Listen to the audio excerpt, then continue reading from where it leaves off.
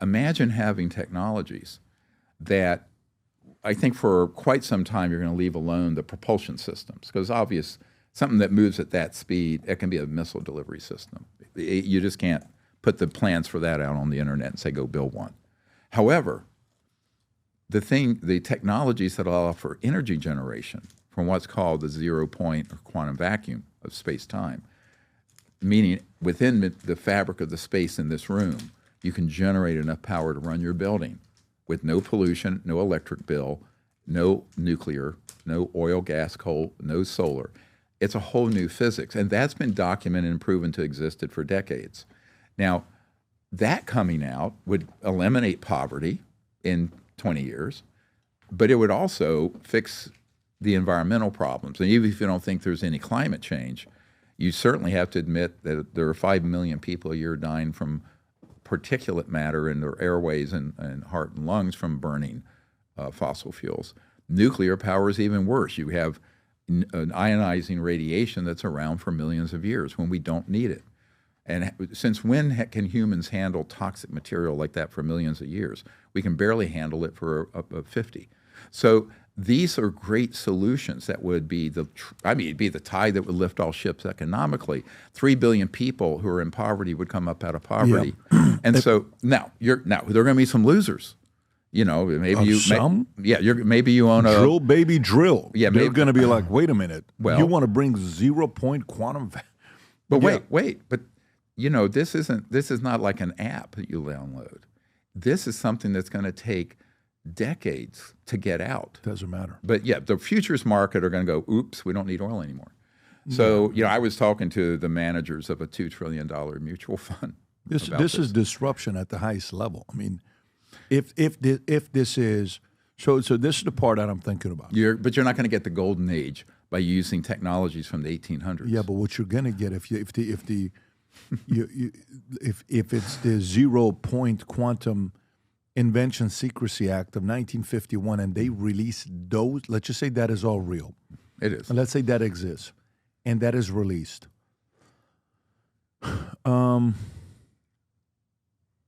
Millions of jobs are lost in oil.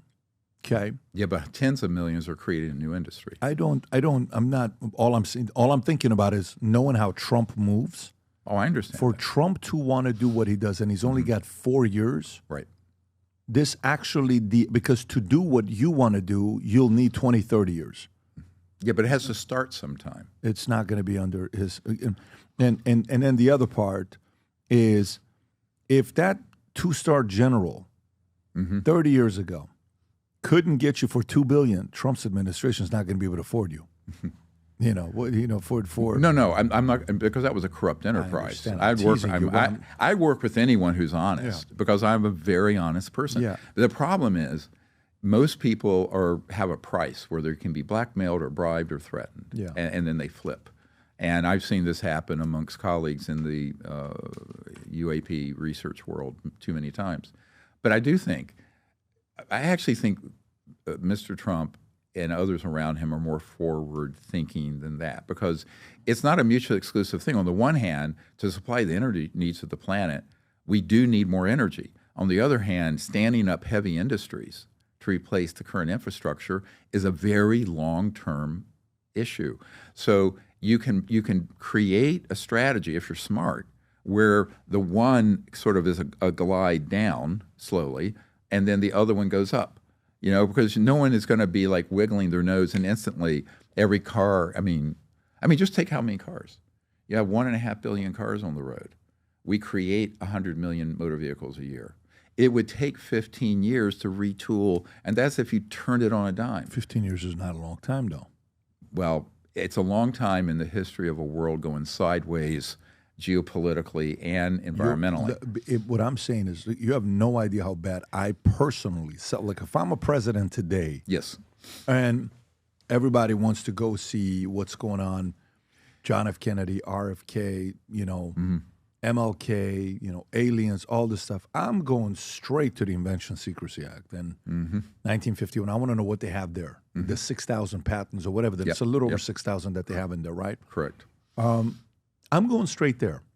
Then I'm asking myself, with a handful of advisors that are in there saying, if we release this 0-point energy or what is it called, Rob? Some of the other ones that are out there in the Invention Secrecy Act, that's one of them. If we release these, how big of a disruption will it be to the world, not just what we're doing in the States? Well, this one's going to kill off this many jobs. This one's going to kill off that many jobs. Got it. And then you have to almost sit there and ask yourself, if you release it, it's chaos on top of chaos. It's like software. When you release a great idea or software and it's out there and others can get access to it, it's done. You can never take it back. Right.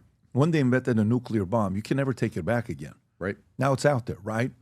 If they go this direction, I mean, this is bigger than preventing Big Pharma from advertising on TV.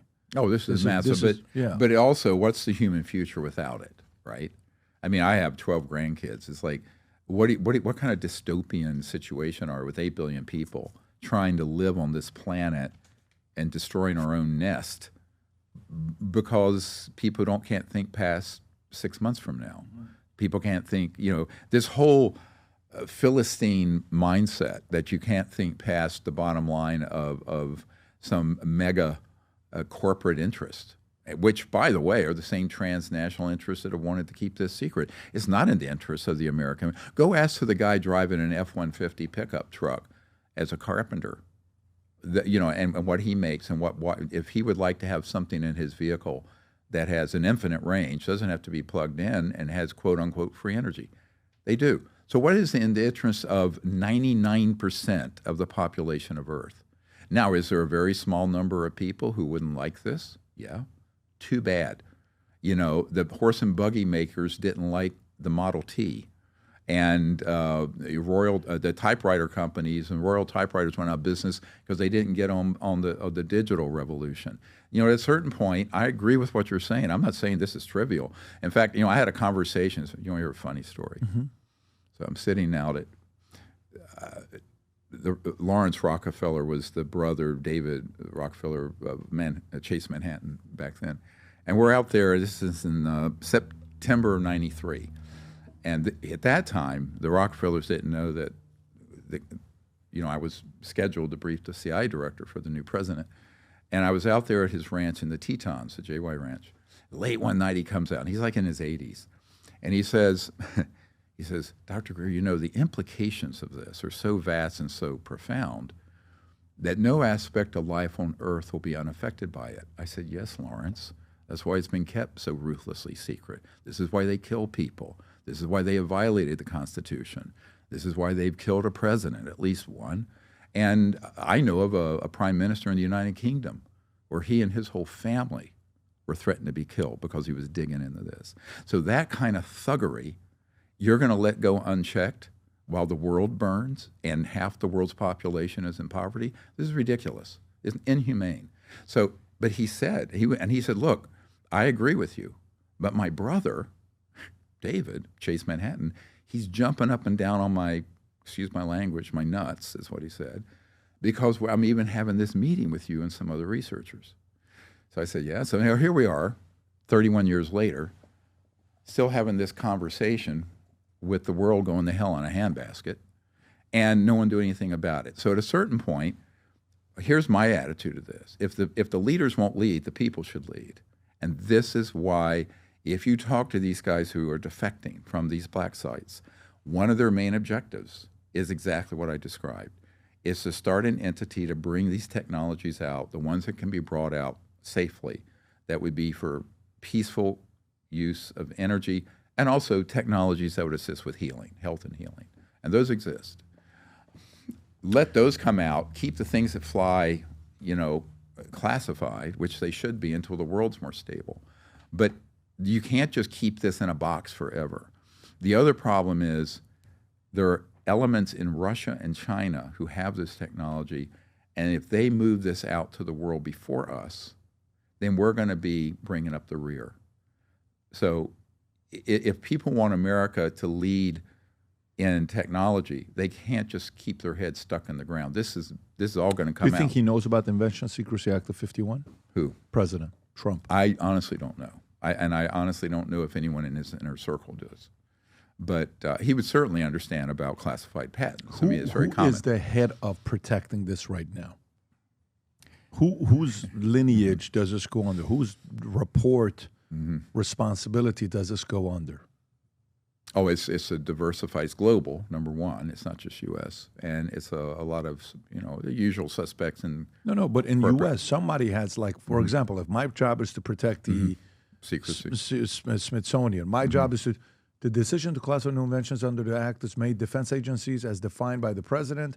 These agencies include Army, Air, Navy, Air Force, National Security Agency, Department of Energy, Department of Homeland Security, NASA, but even the Justice Department has played its role. But Rob, who do they report to? If the government determined the idea... No, wait. See, this is the mythology.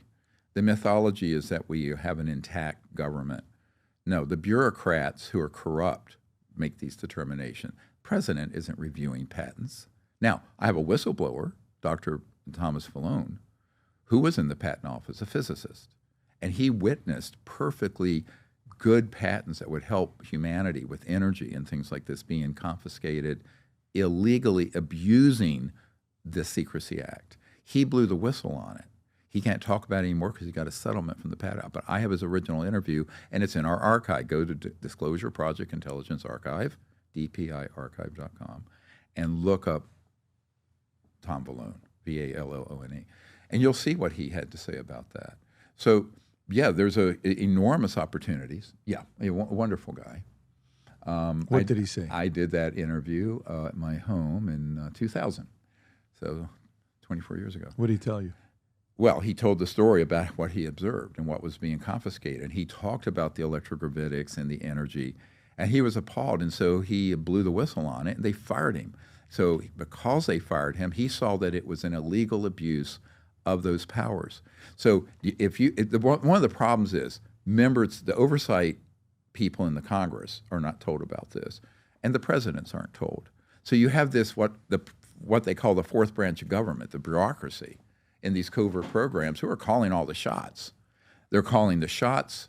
They're making all these decisions without the knowledge or consent of the American people or even our representatives. So this is where, do you want to live in, a totalitarian state? I got news for people. On important stuff like this, it's already a totalitarian state.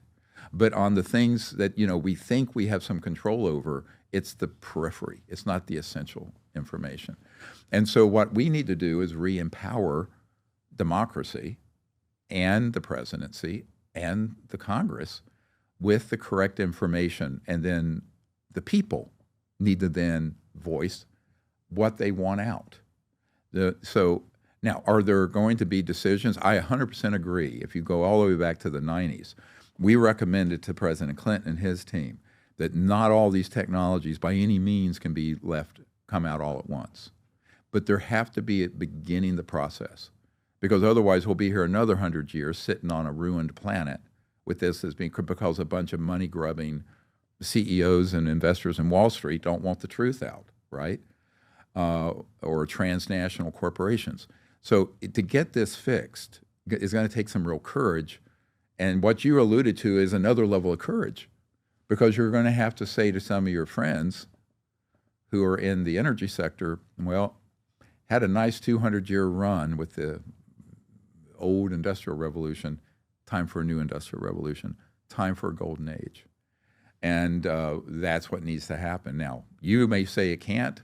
I think it's not about I can't. It's not about it can't.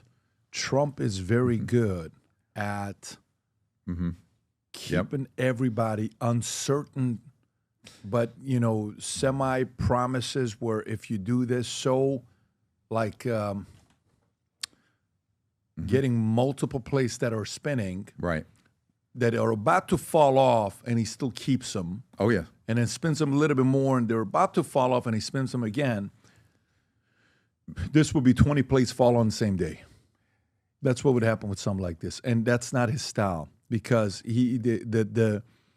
okay. So let's actually process this. What would the legacy? What you're assuming that the presidency is omnipotent, and that there aren't other powers out there. It's a false assumption. And what I'm saying is that if our leaders don't get on the right side of this, this decision will be taken away from them. So I would suggest that they think long and hard about resisting the winds of the universe, the course of history. You have to manage it, but you can't just keep kicking the can down the road. That kicking the can down the road has gotten us where we are, and all kinds of problems, whether it's the Middle East and oil and our dependency, or the environment, or the oceans being polluted, or the health being destroyed by many of these items that we don't need to be using. I mean, there's a plethora of problems. And what everyone wants to do is kick the can down the road. I am not unsympathetic to the fact that this would be, quote unquote, a disruptive technology. But at the same time, I look at what the future is without it, right? So let's do a risk-benefit analysis on that, right? We do it as doctors all the time. What's the risk of this treatment versus its benefit?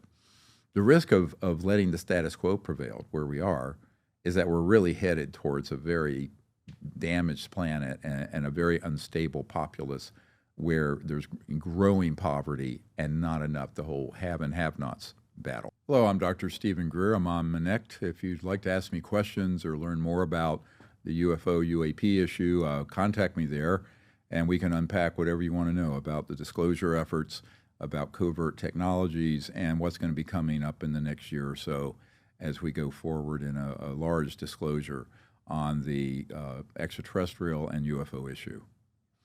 If you enjoyed this video, you want to watch more videos like this, click here. And if you want to watch the entire podcast, click here.